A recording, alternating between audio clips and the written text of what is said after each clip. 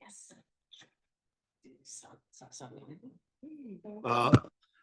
Good afternoon, and let us start. I love having the session right after lunch because then I can say anything. I know you people are having your siesta. Actually, this session on the financing of the SDGs and for the developing countries, I believe comes very, very nicely after the session of this morning on global governance. I would refer you to the last one of the points that Chaba was making when he said, well, you know, we had this great meeting on the Summit of the Future, and we came up with great recommendations and decisions, but nothing concrete is going to happen. We don't really have an action plan. And I believe actually that if we are going to meet the objectives of the Summit of the Future, both on the SDGs and on climate change, where we are failing on both of them right now. The world is failing on climate, the world is failing on meeting the SDGs. If we are going to meet that, then we need a lot of financing. Actually, we will need, I looked at several estimates, but the most estimates for both climate and the SDGs would fall in the range of $5 to $6 trillion a year. $5 to $6 trillion a year. So now, what I will ask the panelists, we have a very distinguished group of panelists. What I'll ask them to do is actually, I divided the problem into two parts. The first question I'm asking is it realistic? Can we really achieve those objectives? Can the world mobilize $5 to $6 trillion a year? And just to give you an idea of what that means, ODA, Official Development Assistance, averages about $200 billion a year. So we're talking about $200 billion a year of official development assistance. Now we want $5 to $6 trillion a year. Now, and actually, out of those $200 billion, it has been, the amount going to developing countries has been declining over the last few years for two reasons.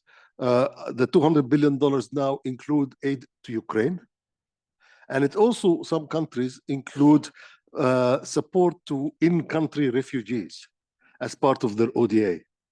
And so this is the first one. But you'll tell me, well, you know, the developing countries can finance. Yes, they can.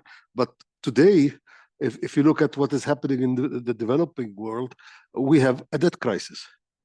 According to the World Bank, the developing countries, excluding China, are paying $971.2 billion annually in debt service.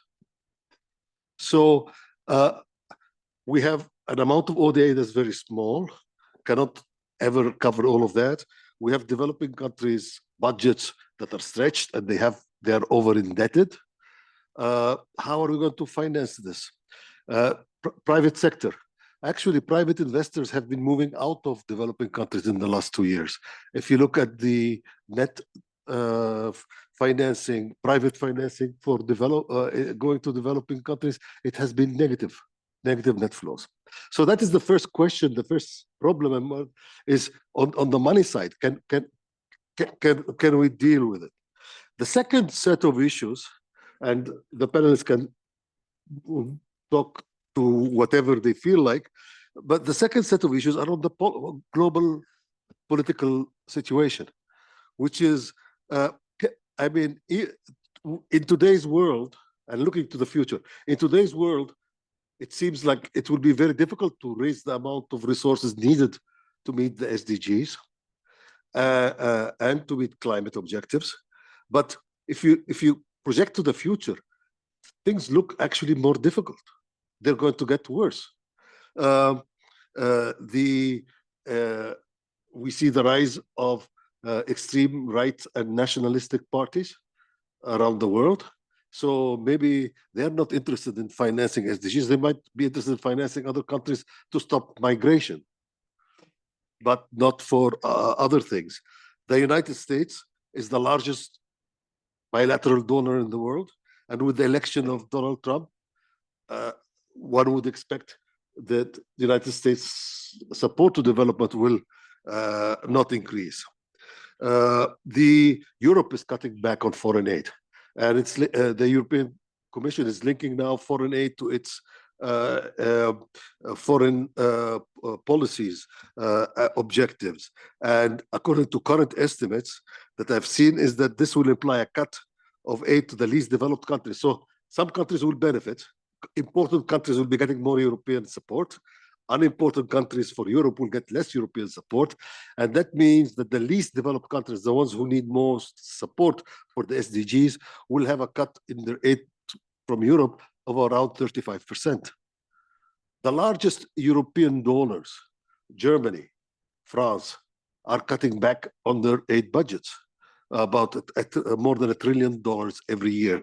So if we project forward, things seem to be looking worse. So I would like, I mean, the question is, what will international economic cooperation look like in the future? Are we going to see a world where we have the global north with declining and aging population building big walls, and we have the global south with a population that's growing and youthful with very high unemployment, poverty, wars, and diseases?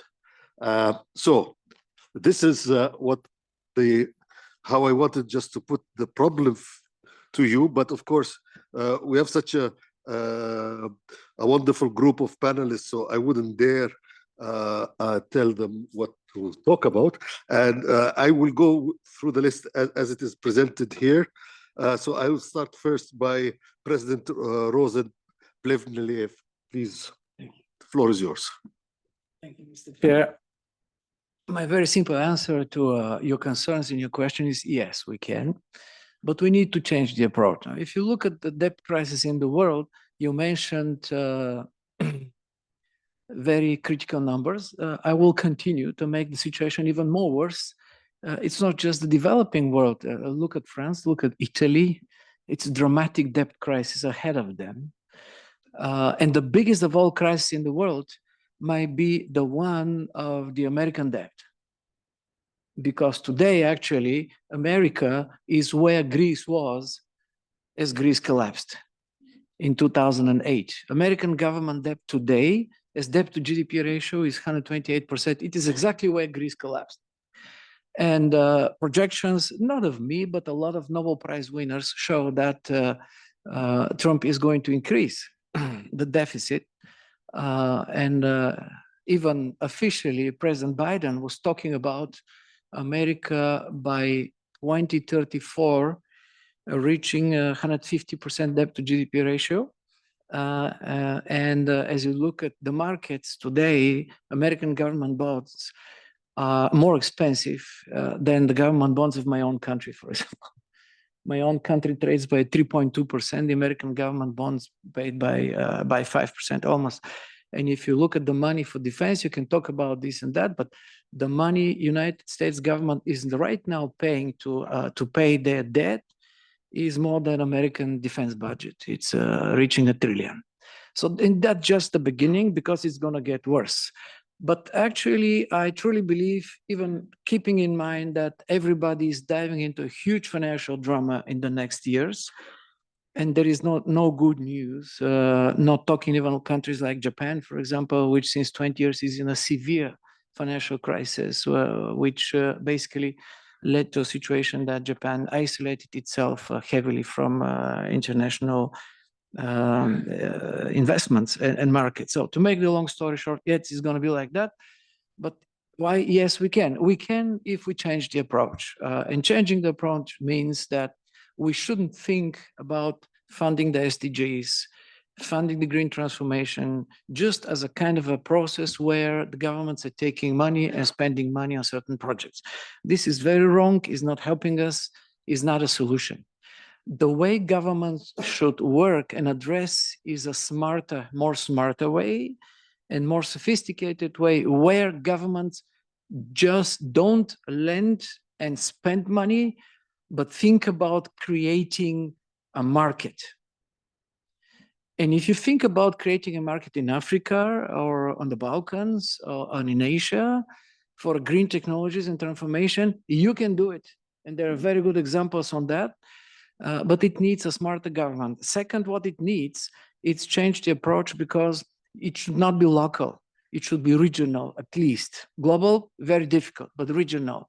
I'm giving an example of an amazing projects happening right now today in Africa, which combine 8 to 10 countries, all of them over-indebted, all of them desperate, they have no money. But if you come together with a project that makes sense and it's a regional project, and you use regional instruments, like, for example, you have wonderful in Africa, regional banks, African banks, you can do it and you can make a great transformation in those countries. There are very many examples of this, including that when you have such a regional approach, you're reducing the risk and you can attract strategic investment. It's not just about the Gates Foundation or Warren Buffett, but there is a lot of money available for projects that are well targeting and controlling the risk.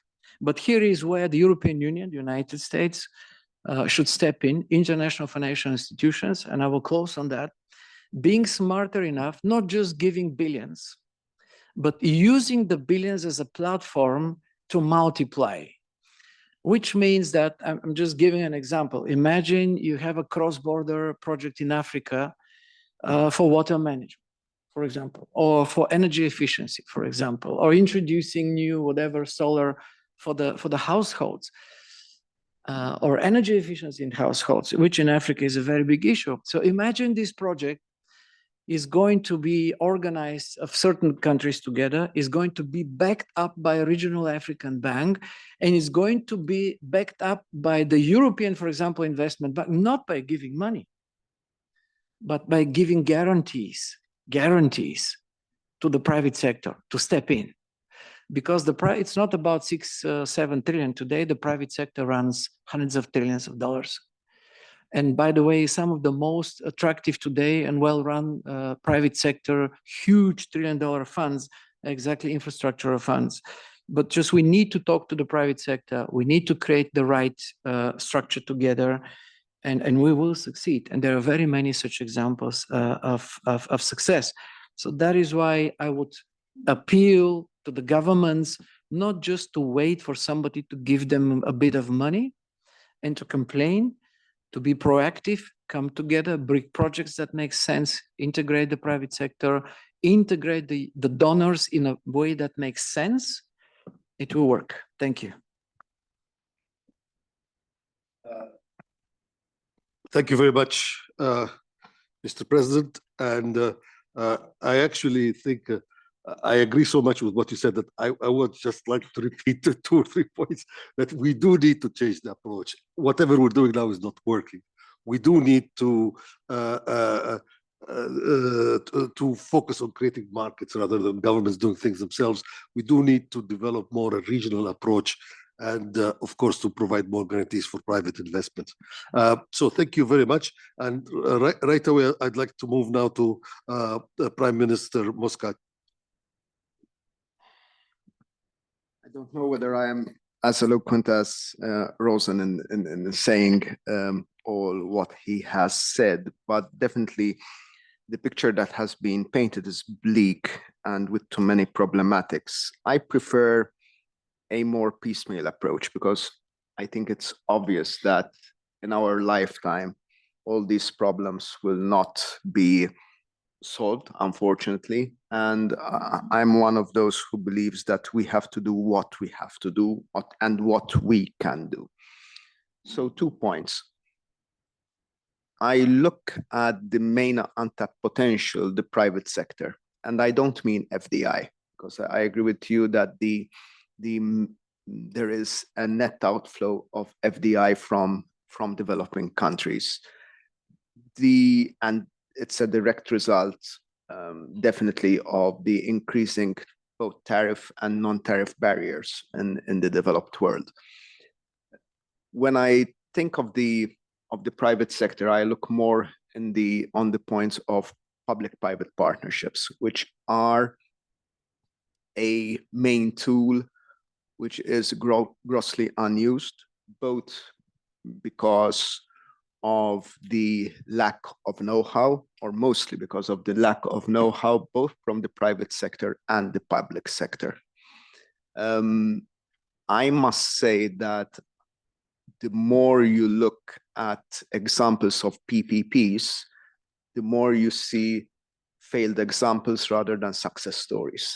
And to me, that is mostly a problem of lack of know-how on both sides. The private sector doesn't know how to deal with governments, and governments don't know how to deal with the private sector to work together. The model is still one of basic procurement, where you buy from the private sector and you consume rather than working together. So in this case, I see the issue less about the amount of money being put in, but more about the capacity, the institutional capacity on both sides, and the capability of doing so. This problem is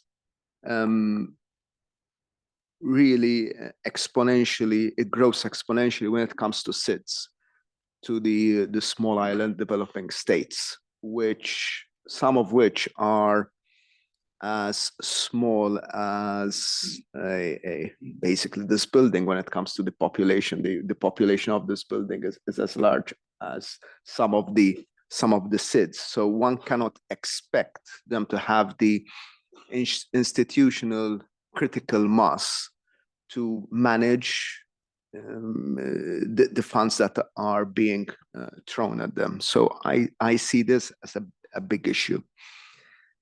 Finally, maybe we can take a leaf out of Trump's playbook in a positive sense. One of the points that intrigued me of what President Trump said over the past couple of months was when he announced about a month ago that whoever in the private sector is investing $1 billion in the US would be fast-tracked when it comes to certain environmental permits. So that raises alarm bells for the wrong sort of reasons. My point is totally different. My point is that, first of all, $1 billion in the United States is nothing. So that's putting the threshold really low. But the point that I take from it, my takeaway, is that in the same way that people think about facilitating business when it comes to investing pure dollars, one can look at facilitating business when it comes to investing in the SDGs. Fast-tracking certain projects, fast-tracking certain bureaucracies, which are sometimes our biggest problem, really and truly, in delivering as fast as others. So those are my takeaways on that. Thank you. Thank you very much, Joseph. And again, I think you make a very important point on public-private partnerships, on capacity building, and on especially, I'm grateful that you mentioned the SIDS, which are a very important special case for those countries. Let me move right now to Prime Minister Gaburici. Thank you, Chair.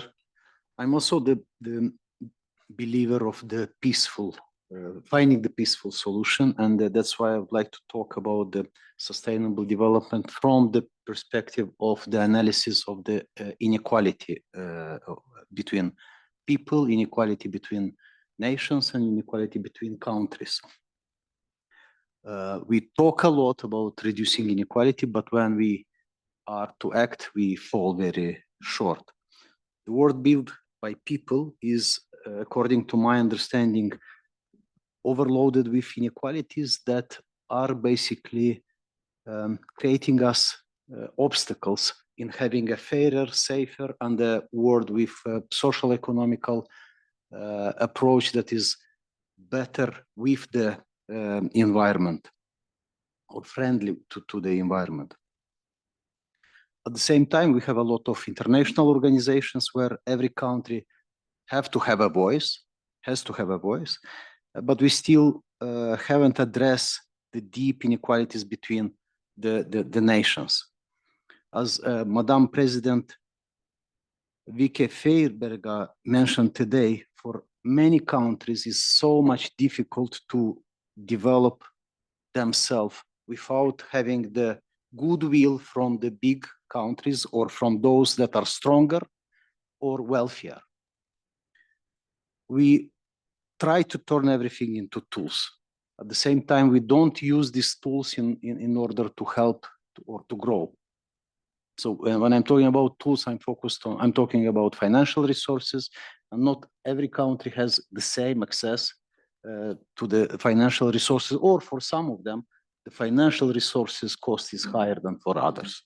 I'm talking about technologies. So countries that have access to advanced technology, they are in significant advantages compared to the ones that don't have access to the technologies, and the natural resources. The natural resources that are distributed, and so they are not equally distributed on the world. So again, some countries are having access to abundant natural resources and some don't. On top of this, the world is in an ongoing competition for or political competition, economical competition. Also, we can talk today about military power or military sort of competition. And too often, the power is used to impose rather to get people together and unite.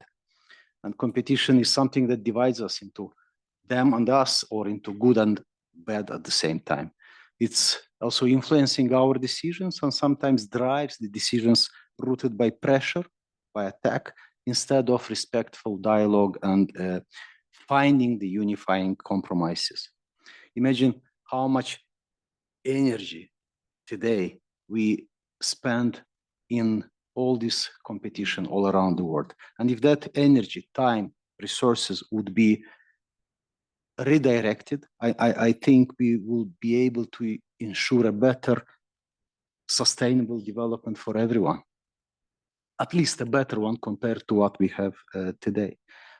Me as a representative of a small country, I can see this, or I saw many times these inequalities firsthand. We face the access to financing, we face access to technologies, and obviously we don't have access to the natural resources. As I mentioned before, our progress often depends more on the goodwill of stronger nations and on the goodwill of the nations that have access to power, rather than to our own efforts. And I believe that we have everything to set up a sustainable future of the humanity, and all the problems lays with us, within the humanity, and all the problems are related to our attitude towards each other. And to solve these things, I think it's also depending on us. So it's important to be able to analyze and to ask some questions. Do we respect each other like we respect ourselves?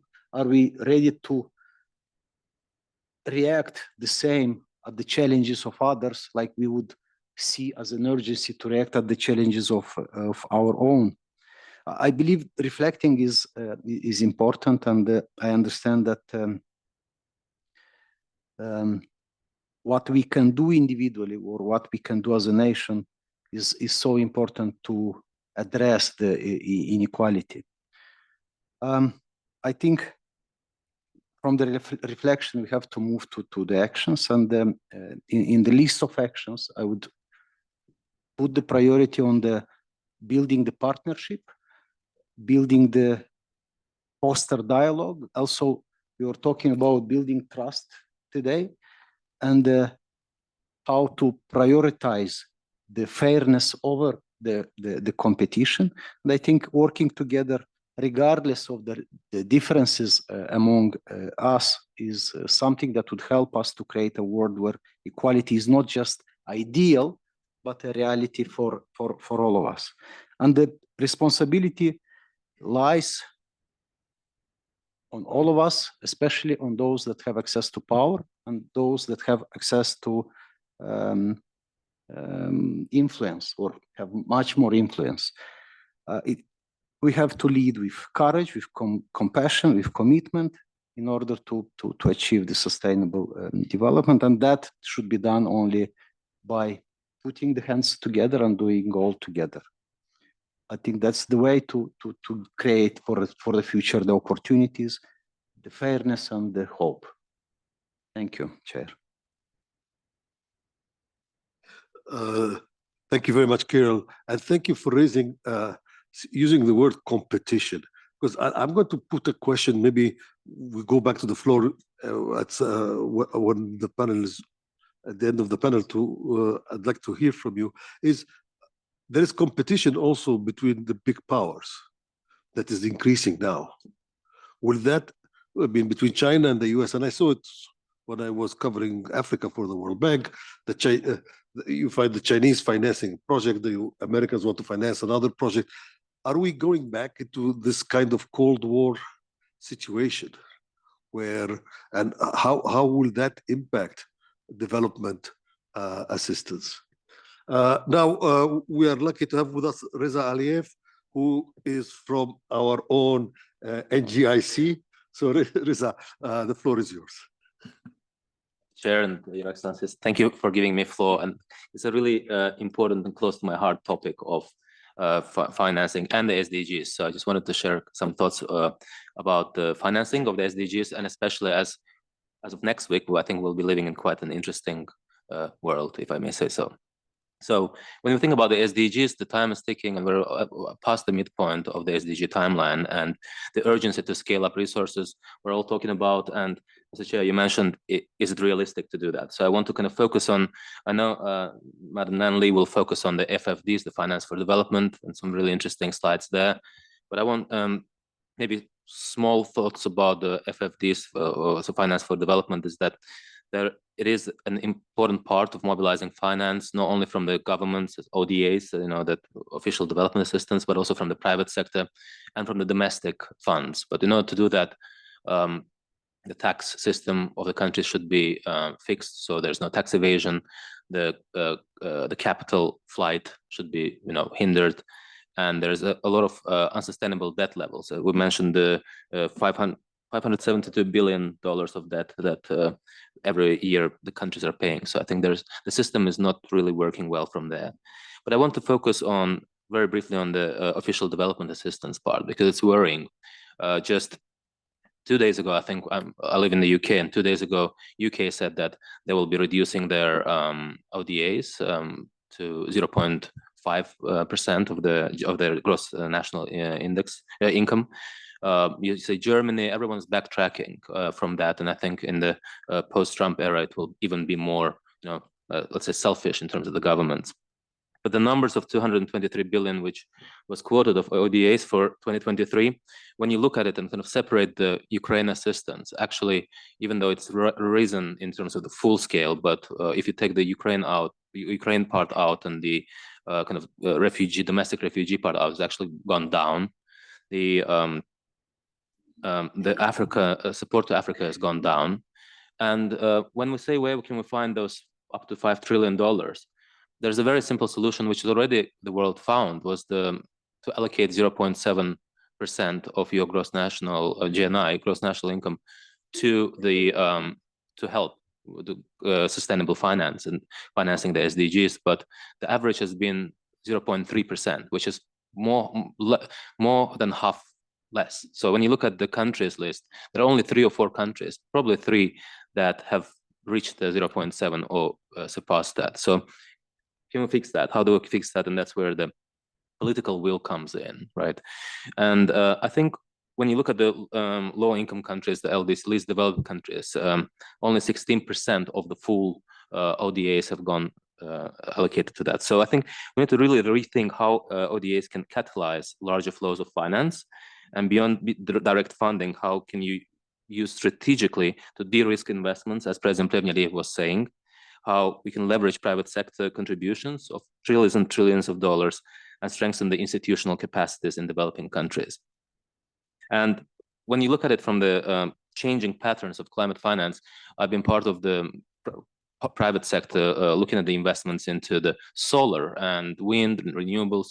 And what you see there is that with the high inflation and the high interest rates being up, the nature of investments have changed. So already having very narrow margins on solar, on wind, and when you have the high interest rates for project finance, it doesn't really make much sense to invest in that, and companies go unsurprisingly back to oil and gas, to the unsustainable finance. And you mentioned the tools, Gaburici, about the promises of really kind of using the tools by the governments to make sure that the law is there, legislation is there to make sustainable investments into the countries. But not everything is bad. So we mentioned at COP29, we had a great outcome, not as up to 500 billion, which was aimed to, but 300 billion is better. It's tripled than it was before. There's some amazing bits and bobs of things which people are not really focusing on. There's the resilience and sustainable trust by IMF. You have the 100 billion in the special drawing rights by G20. Loss and damage fund got finally operationalized during Baku at COP29. And then you have the Africa Development Bank commitments as well. Only yesterday, there was a great news by the CIF, by Climate Investment Fund, of using the new mindset of creating the 500 million bond deal, which actually there was a $3 billion interest. But then it's a really good first step to really think of the financial side of the instruments of financing. But I think one thing which we shouldn't forget is that it's not just the tools, right? So it's people, it's the refugees, it's life.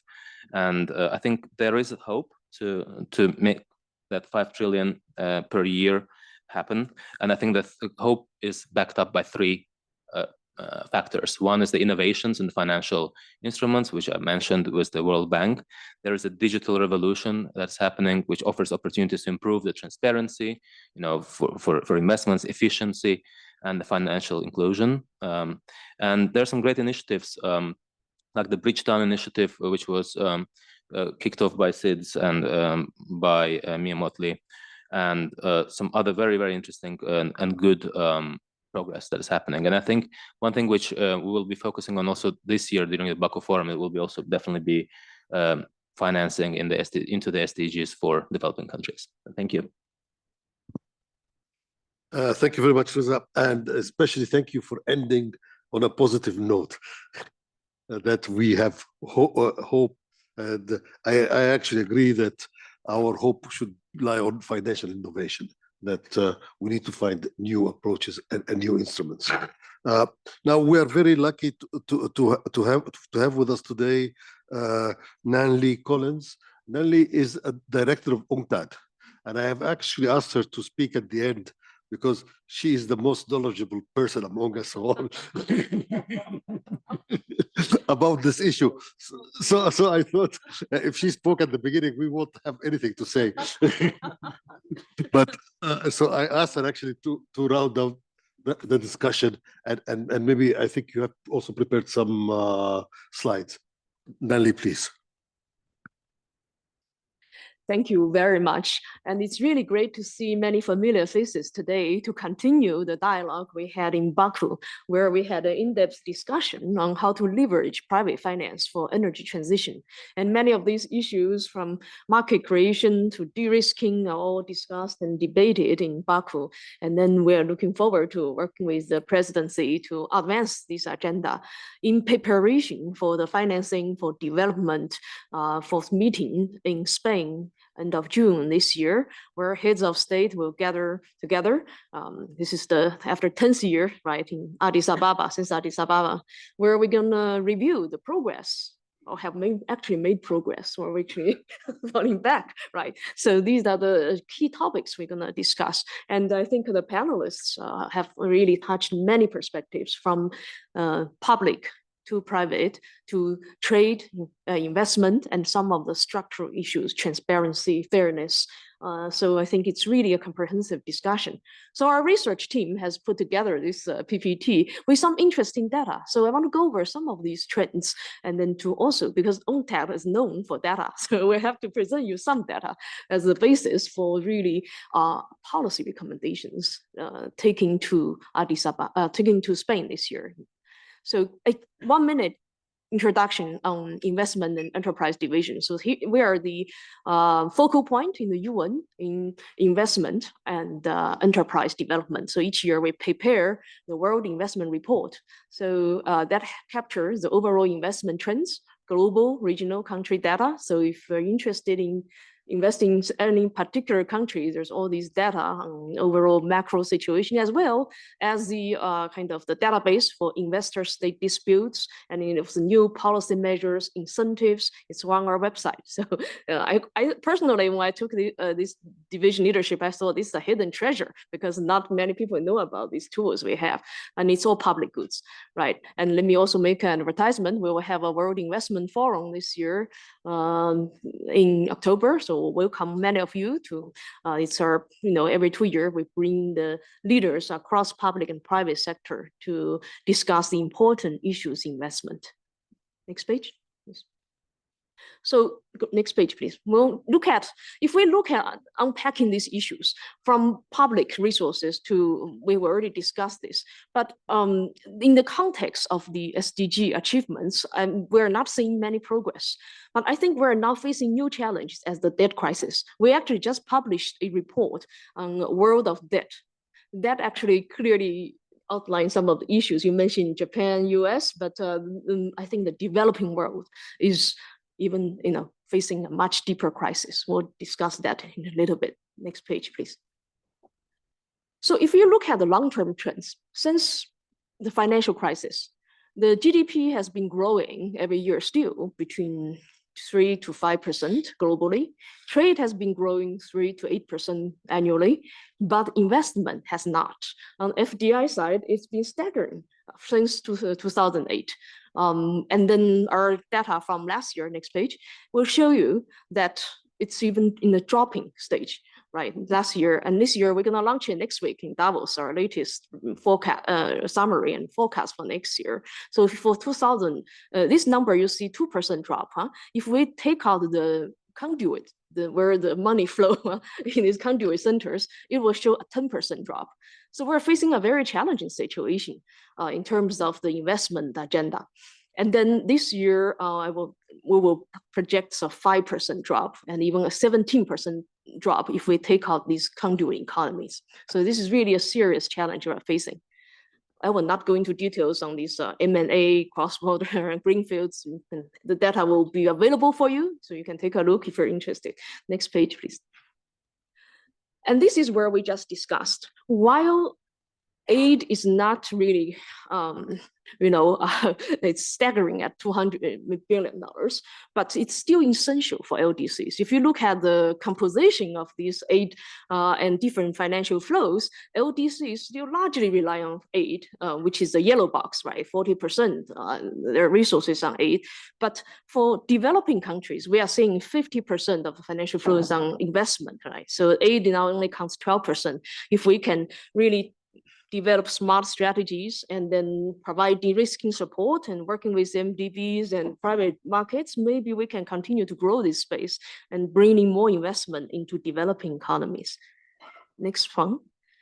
And this page, we summarize the last 10 years investment trends. And we will look at even the drop even is concerning, right? So this is really cumulative from 2015 to 2023. Other than renewable energy, where we are seeing increased investments, the other key SDG sectors, particularly water, sanitation, hygiene, very important for livelihoods, are seeing 6% drop over the last 8 years. And agri-food, 6%, and health and education, where we will see we need to invest in human beings, in education skills, it's 22% drop. We need more investment in those key SDG sectors to really get where we are going. Next. I will not talk about it, but it's really to see, in addition to financial flow, those investments also bring enhanced tax revenues and critically on skills development. So the investment, particularly FDI, brings the skills development benefits together with the financing flow. Next. Maybe I'll talk about a few policy solutions, key action areas where globally give you a quick summary of the key action items we're taking to Spain for this discussion debate, right? On driving private investment side, one is expand de-risking support. We are going to launch a report with where we did a summary of the political risk insurance. Actually, we are launching it next month. We're seeing that with all these political risk insurance are not sufficient. They are not covering the LDCs, these critical markets where we actually need support. Most of these risk insurance guarantees goes to middle income markets. So where can these LDCs actually access those critically needed de-risking money, concessional finance and investment is a big challenge. And investors always say we don't have pipelines. We don't have bankable pipelines, right? On one hand, you have more than $300 trillion sitting in the financial markets looking for opportunities. On the other hand, they don't move to these markets because of the credit rating, currency risks, all these issues you are familiar with. So we're looking at strengthening really the sovereign wealth funds, institutional investors' roles, and together bringing MDBs to look at the de-risking partnerships in leveraging more private investment. And then looking at, of course, reforming environment to look at transparency, stable and investment policies and investment treaties, these issues. Next page. This is a high MDB and IFI reform, high on SG's agenda. So I think in this World Bank debates, there's a lot of discussion. The chair is very familiar with that on this on the need to strengthen MDB and IFIs so that they can provide more financing in crowding in private sector investment. And also developing new framework, financial innovations to get more flow into the this agenda. Now let's go to the public side. The public side, we're seeing really an urgent call for global tax reform. Let me give you one example. If we look at the right side, look at African countries, just top 5 African countries account for half of the tax income in the whole African continent. But resource-rich countries, in particular like DRC, their tax income is like 6%. These are the countries where we see huge problems with illicit financial flow, where they're not really, government are not benefiting from the critical minerals, from the natural resources they have. So these issues really need to be addressed. And this will be important global agenda on tax issues. But of course, there's a lot of debates now with how we global environment, we need to look at how we can strengthen global collaboration on tax issues. Next one.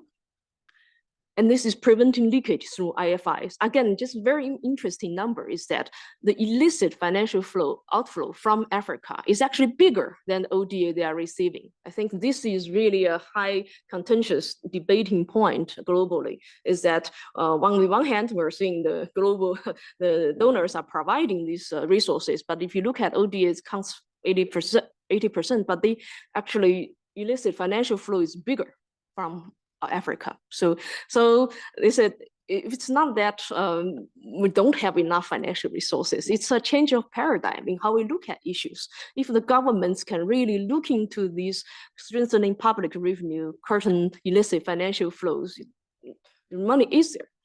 Next one. And climate finance, I will not repeat theirs. I think this is our collective huge challenge.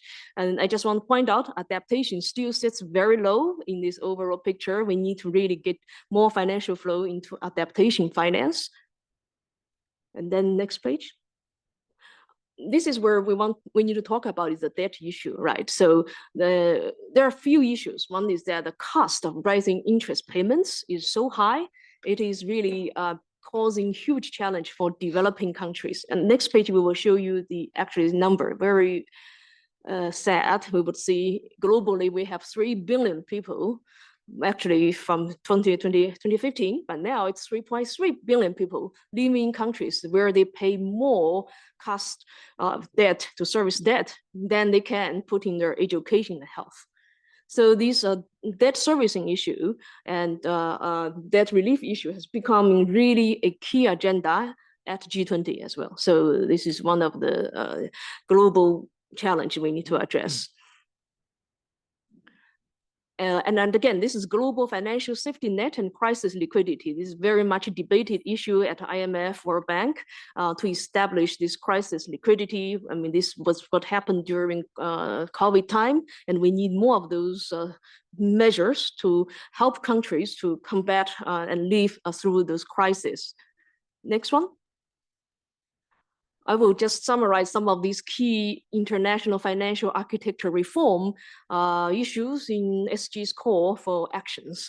So first, he proposed SDG stimulus of 500 billion per year. And then also looking at reform and strengthen MDBs. And then we also look at the common framework for debt treatment needs to be reformed. And the new architecture also needs to represent the global South, right? So the Bretton Woods reform agenda is also being debated. It's still the financial architecture reflects the power of the old reality. So how do we really respond to a new reality where global South accounts for half of the global GDP and we continuously to be the growth engine for the future? And then catalyze finance, private finance into building green economy. So these are some of these key action call for actions from Secretary General that we will bring from the UN perspective to Spain in this global dialogue. And let me end with more questions for the chair, but we will really open up from chair to have more discussions with the group. But how do we really build global trust in moving forward with this reform? And how do we really partner across public and private to drive concrete actions to implement this agenda? So over to you, chair. Thank you very much, Nanli. That was extremely useful and it's great. Actually, I hope that you will also distribute this this presentation for all of us to see. And I think, Nanli, you mentioned two areas that we had not discussed before, and I would like just to underline them. One is that we cannot just talk about ODA, we also have to talk about reforms in the developing countries themselves, like tax reforms, like stopping illicit financial flows, like policies for private investment. And the other area that, when we talked this morning about the global governance and the reforms of the global governance, there was a focus on the United Nations. Nanli mentioned the Bretton Woods institutions, which actually also are desperately in need of reform. And that is another area that we have not yet discussed enough here. I see Anna has her hand raised, so Anna, the floor is yours. I'm not going to speak about green or climate because the next session, and I'm on the next session. So but I think that all the interventions on what is COP, the challenge of COP, were very interesting, but I leave them aside to concentrate on what Mrs. Lee Collins said. I think that you have highlighted education, and it's staggering that education and health is 22 down from what it was. And I think that if you can just bring, because it has also to do with financing, more and more in Africa, you see that there are projects that are off the beaten track and that are betting on informal education based on technology. So new technologies are also a very good instrument. And you have from initiatives of not state-based higher education with private universities, finance, as you have said, there is a lack of, or it was Mr. Ghanem that mentioned the distance between private and public in understanding each other. And I think that in education, it's an area where we see it even more, because education has traditionally been public, and the private initiatives were not there, and especially not I would say in the high level. And today you have in Africa, and you have this financing that doesn't go the same way. Now, in this SDG approach, I think there is something that different speakers have highlighted, is this 0.7 dedicated to. I think that we have to be realistic. Europe, in the first place, we are linking any contribution on just now it's partnership to either immigration or strategic interests or something. So the concept of this concept is changing. Second, in Europe now we have a huge, in our surroundings, so a huge demand for funding from Ukraine to the Middle East, which means that Africa, which is an area that is also challenging, either is mixed with this issue of immigration or is left aside. And just, I won't go long on this, but the investment bank, the European Investment Bank, is a good example on how they are distributing their means. Last but not least, the Bretton Woods institutions, and of course, you know it very well. I myself, I have been part of it, and we have a dormant institution, which is MIGA. MIGA should be the topic that the world over we should foster, because the MIGA is exactly this conveyor belt between public and private, and this conveyor belt on risk, on de-risking. I will leave it there, and on the different very interesting comments on COP and climate and all that, I leave it for the next session. No, thank you very much. I think your points on education is very important, and your point on MIGA is also very, very, very important. And now I have Walter and then Chaba. Thank you, Mr. Chair. I have just a few remarks regarding Ruben's Plevneliev's presentation. Government money, yes. ODA, that is a completely distorted solution, because it's not only expenditures for refugees, hiding behind those figures, but also financing presidential fleets, planes, and so on, even defense supplies. So let's be careful, but let's call upon OECD to clarify that in a fully transparent way. There was a struggle over 30 years, what counts for OECD or not. Then when I was part of the directorate of the Global Initiative for Africa, we made a study in 2016 to ask Mr. Lopez, UNECA Africa at that time, to show us how much or what is the amount of accumulated currency reserves, global or local, regional wealth funds, and other revenues in Africa. He came forward with the figure of 57 trillion. Then I asked the question to him in that meeting, how much of that money is invested in Africa? 6%. That shows that the whole international financial system is distorted. and does not take into the consideration the need to have investment models, deal models, bankability in a number of countries regarding their own assets they have, and so on. What was the reaction to that in that Global Coalition for Africa?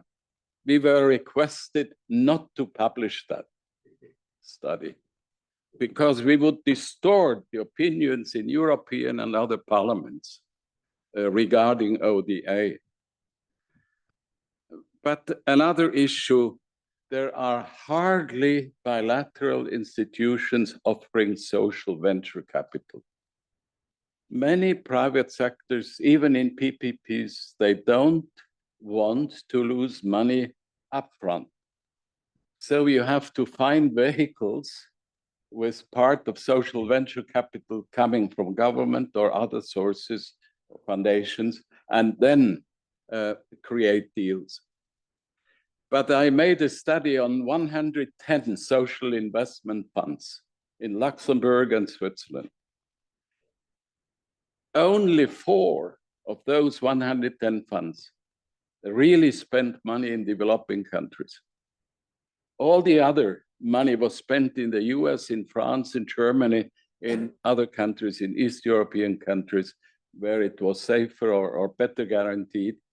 So let's also look into those aspects. And then last but not least, I once helped the president of Ghana to place a loan on the Swiss capital market. And the construct was we had an American bank, a US bank, and a Swiss bank, 500 million euros. He succeeded, but I got heavily criticized by the World Bank, by the African Development Bank. That's their business and not the private sector, which is completely stupid because who is financing the development banks? The refinancing is done by the capital market. So let's also look into that, what is really reasonable or not. But my experiences with those entities are not that way that I would send any guarantee, because it's easy to get guarantees when you get some government money support. And last but not least, when President Mbeki once asked me, could you help me to place some government wealth fund money abroad? I said, no, I'm not going to help you. Invest half of it at least in your own country, in water management, water reserves, water sewage and sewerage. He did, and it worked.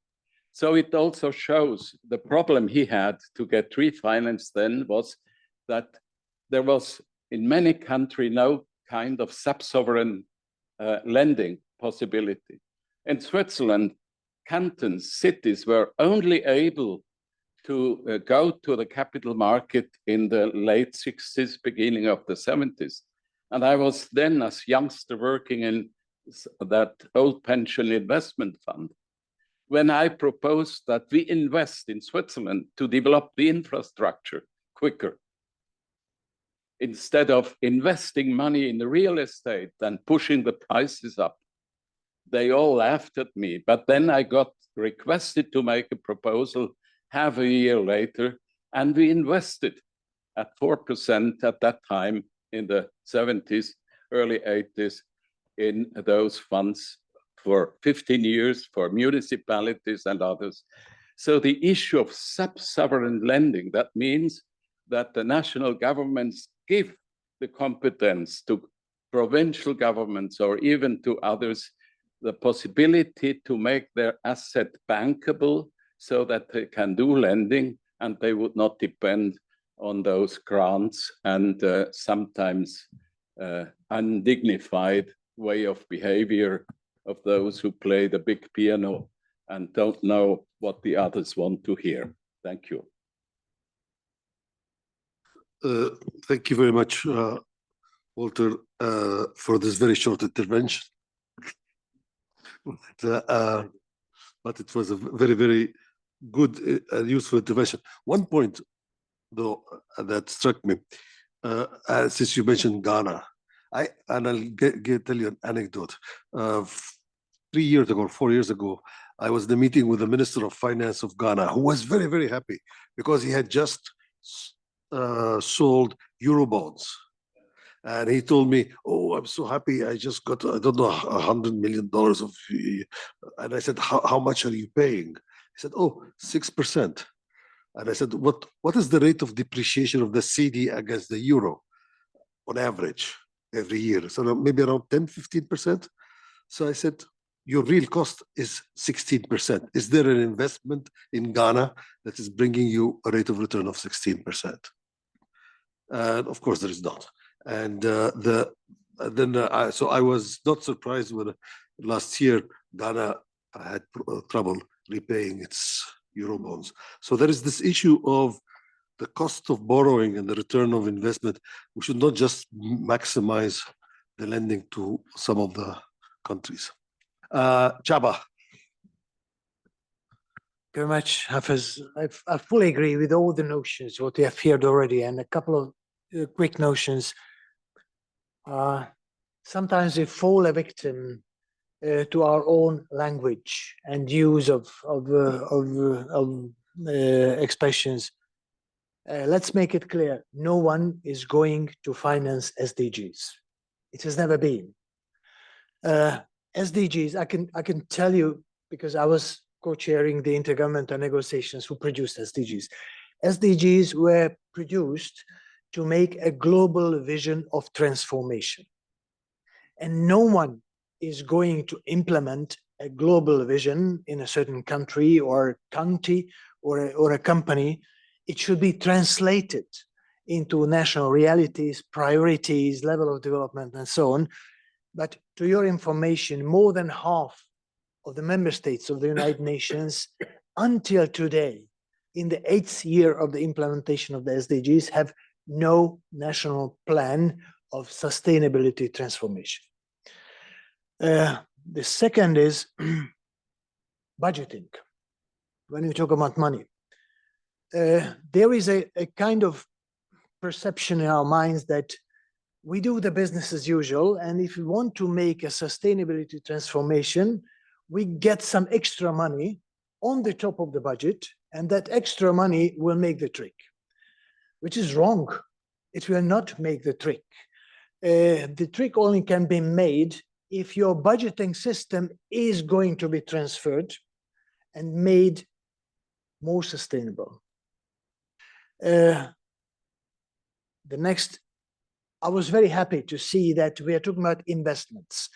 We should not combine or confuse two things. One is a kind of lots of money to be donated. The other one is money to be invested. You know, there is no money donated as a gift. Even ODA is an investment. So the conditions in the economy where the money lands must be right and must be good enough for handling investments. The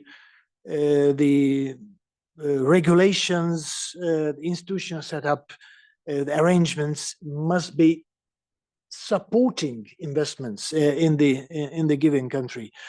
The same applies, by the way, to the well-developed countries. The next one is, can we really measure sustainable development transformation? The honest answer is no, we cannot. Despite the fact that we agreed upon in 2015 that we are going to create the system of measurement, tracing, and validation. We measure now 17 separate stories, but we do not understand really how they interact and what are the side effects, positive and negative side effects.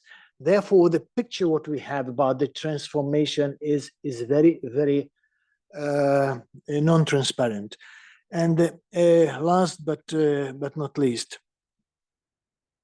donations will never make any country rich or are achieving transformation. There have been many countries in the history which catapulted themselves. Huge success stories. None of them did it due to ODA. ODA is a very important factor, less than 1% of the capital flow, which we are talking about. But if the conditions for the rest of the 99% are correct and right, the country has a very good chances. It is a story of Singapore, Finland, Ireland, and many others. Thank you. Thank you very much, Shaba. Actually, you said something that I'm going to keep in my mind for a long time, which is ODA is also an investment, because I fully agree with you. Of course, makes a lot of sense. Any other comments or suggestions from the floor before I go to the panelists? Going once, twice. Okay, then I'll go right away to Rosen. Thank you. I just want to make one fact very clear so that we understand where we are and where the future is. Look at the biggest economy in the world, United States. Ask yourself a very simple question where the money is, and that is check how many IPOs you have today on Wall Street or on NASDAQ. The very simple answer is 0. Nobody is interested anymore in order to grow, to go on the public money. Nobody. The growth happens today only in the private sector. And that is why we need to be very clear. If you want to do something to grow whatever it is in any of the countries in the world, there is no way you cannot cooperate with the private sector, because this is where the money is. And that is why, no, we're not going to a second Cold War. It's another point. I'm not going to go into detail. But if there is any thinking about Trump's plan, if there is any thinking about that, unless he would like to bring Canada as a 28th member of the European Union, I can talk about that for a long time. But to make it serious, they would love to keep, not to go into a Cold War, even they're very hawkish in China, but they would like to keep their advantage on strategic technologies, to expand the advantage of strategic technologies. And in order to grow that strategic advantage, they're going private. And they're leveraging the huge capacity of the private sector to be more efficient on developing those strategic industries. And we are going to be very interested to see what will happen in the United States. But again, whatever you want to do, you need money, you want to grow, work with the private sector. There is no other way. Very convincing point. I agree. Anybody else? Nanli, you want to say something? Maybe I'll actually speak back to the point of MIGA. Actually, I was referring to our report and including analysis of MIGA and the Bern Union. Bern Union is the oldest network of all the export credit agencies, right? So we'll launch that report next month. You will see a detailed analysis of what is going on with this political risk reinsurance. So we look at its really coverage, cost, and the efficiency and effectiveness.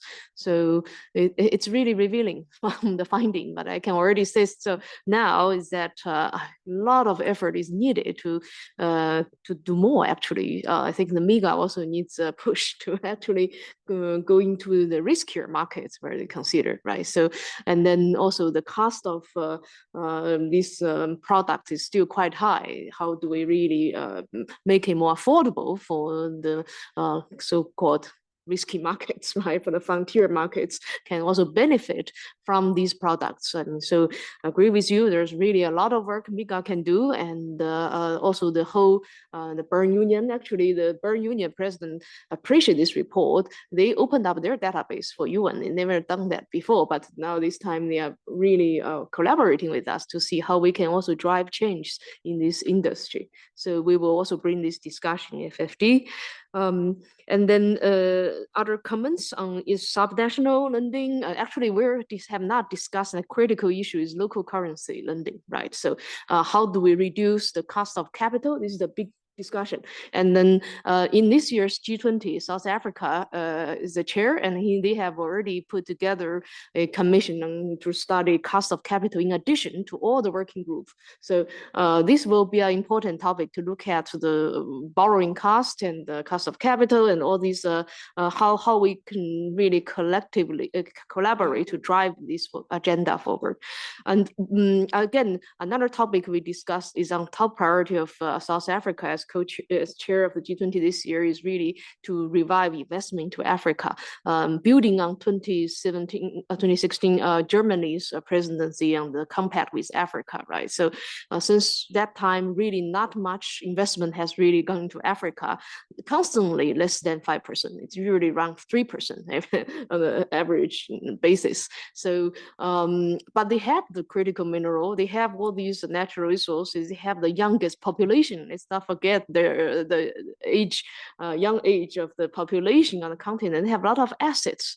But how do we see the bucket half full or half empty? So there are a lot of those policies, and we need to really advance as international community, and then leverage private finance. But really, the de-risking and then building a conducive environment, the right incentives.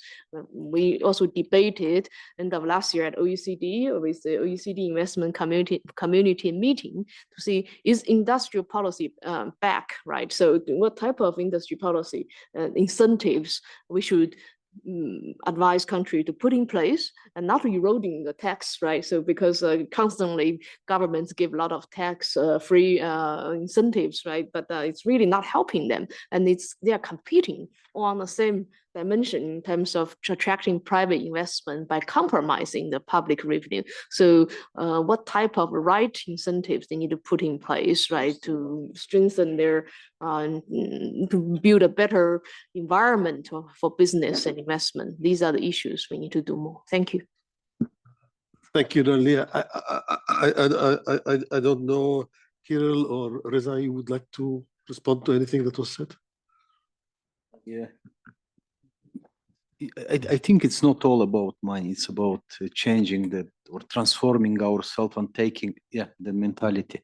But if we talk about money, one simple example, only the last 3 years, the investment in the military or security area was around $4 trillion.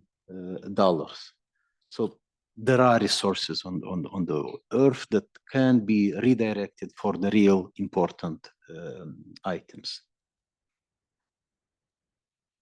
A small comment to what Hafez said in terms of the interconnectivity of the SDGs, right? And I think we saw from Nanlei's presentation that renewables have gone up in investments, agriculture has gone down. But I think sometimes when we can't just focusing on one thing and then forgetting about the other.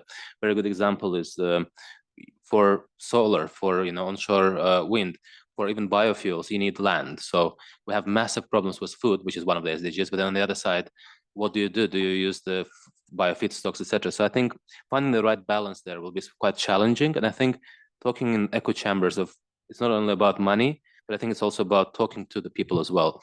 The indigenous people is a very interesting, good example. Right now, it takes up to 7 years to get permit because of the consultations for onshore wind, because of the NIMBY, not in my backyard.